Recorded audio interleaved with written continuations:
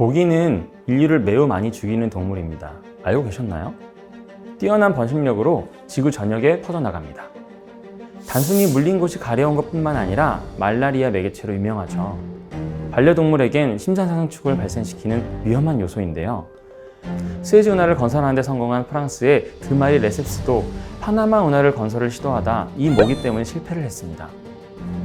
모기가 옮긴 전염병 때문에 무려 22,000명의 인부가 죽는 피해를 봤다고 합니다. 그러자 프랑스가 실패한 파나마 운하를 미국이 착수했는데요. 공사를 맡은 미국의 월리엄 고고스 소령은 실패의 원인인 모기 박멸을 위해 병력을 동원하기까지 했습니다.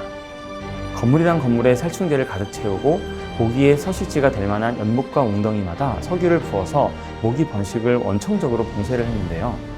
결국 모기로 인해 발생하는 황열병과 말라리아가 크게 줄면서 고거스 소령은 훈장까지 받기도 했습니다. 이렇게 역사 속에서도 모기와의 싸움은 지금 우리와도 연결되어 있는데요. 날이 더워지니까 모기가 점점 늘어나고 있습니다. 한밤중 자다 일어나서 전기 모기채를 허공에 휘두르는 경험 다들 있으시죠? 비행 능력까지 뛰어나 전기 모기채로 잡다가 날밤 샌 적들도 있으실 텐데요. 최후의 보루로 결국 집집마다 하나씩 있는 전기 모기약, 뿌리는 모기약을 꺼내게 되죠.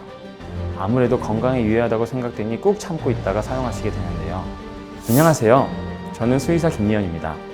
오늘의 패티컬 센터는 모기 살충제가 반려동물에게 해롭지 않은지를 알아보도록 하겠습니다. 집집마다 하나씩 있는 전기 모기향과 뿌리는 모기향.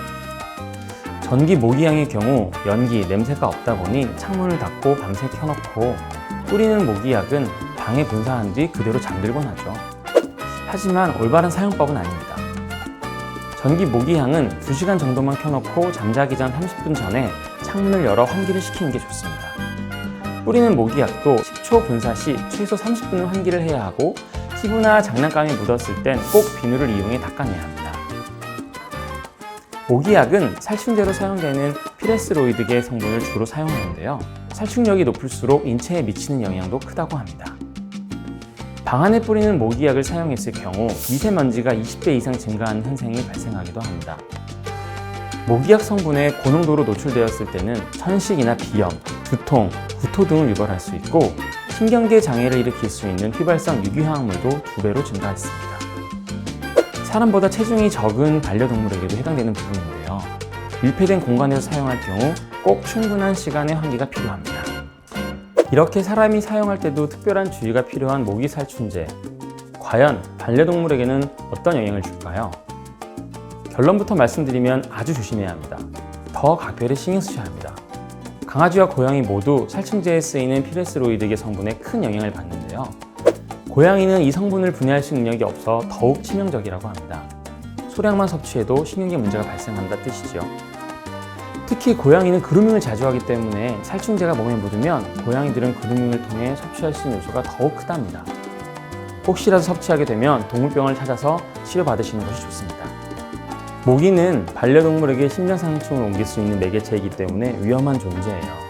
꼭 심장상충 예방을 잘 해주시기 바랍니다. 더운 여름 모기 때문에 힘드시다면 계피로 만든 천연성분 모기 기피제를 이용해보세요. 계피는 강아지와 고양이에게 안전하다고 합니다. 지금까지 살충제가 반려동물에게 미치는 영향에 대해 알아봤는데요. 생각보다 살충제는 사람과 반려동물에게 큰 영향을 미칩니다. 꼭 환기와 함께 사용하시고 가급적 반려동물이 없는 곳에서 사용해주세요. 지금까지 패티컬 센터였습니다. 다음에도 더욱 알차고 궁금한 소식들로 찾아뵙겠습니다.